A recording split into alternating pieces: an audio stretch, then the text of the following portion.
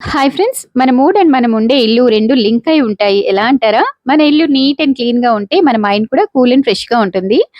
మరి నేనైతే నా క్లీనింగ్ రొటీన్‌ని 3 పార్ట్స్‌లో డివైడ్ చేస్తాను. Daily, weekly and monthly cleaning. Daily క్లీనింగ్‌లో మనందరం చేసే పనులే లైక్ ఇల్లు ఊడ్చి తుడుచుకోవడం, డస్టింగ్ చేసుకోవడం, బట్టలు మెషిన్‌లో వేయడం, బెడ్ అరేంజ్ చేసుకోవడం ఇలాంటివన్నమాట. డైలీ క్లీనింగ్ పొద్దున చేసేవి ఉంటాయి, సాయంత్రం చేసేవి ఉంటాయి. సాయంత్రం కిచెన్ క్లీనింగ్, బట్టలు ఎక్కడివక్కడ పెట్టుకోవడం, స్కాటర్డ్ వస్తువులన్నీ తీసి వాటి ప్లేసెస్‌లో పెట్టడం ఇలా చేయడం వల్ల నెక్స్ట్ డేకి ఇల్లు చక్కగా నీట్‌గా కనిపిస్తుంది. మన డే కూడా ఫ్రెష్‌గా స్టార్ట్ అవుతుందనమాట.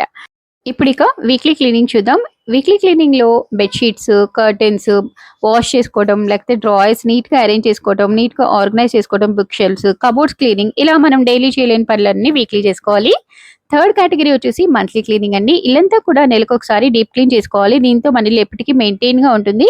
లైక్ కిచెన్ కంటైనర్స్ సర్ది క్లీన్ చేసుకోవడం, గ్రాసరీస్ ఫిల్ చేసుకోవడం అండ్ అలాగే బాల్కనీ గ్లాసెస్ క్లీన్ చేసేసుకోవడం, డీక్లటర్ చేసుకోవడం. దిస్ ఈజ్ మోస్ట్ ఇంపార్టెంట్ అండి. ఇంట్లో కొత్త వస్తువులు వస్తూ ఉంటాయి కానీ పాతవి మాత్రం బయటికి వెళ్ళవు. దీంతో స్పేస్ సరిపోదు. సో, అవసరం లేనివి తీసేయండి ఆర్ డొనేట్ చేసేయండి. వీడియో హెల్ప్ అయితే please do like and subscribe for more such videos. See you. Bye by.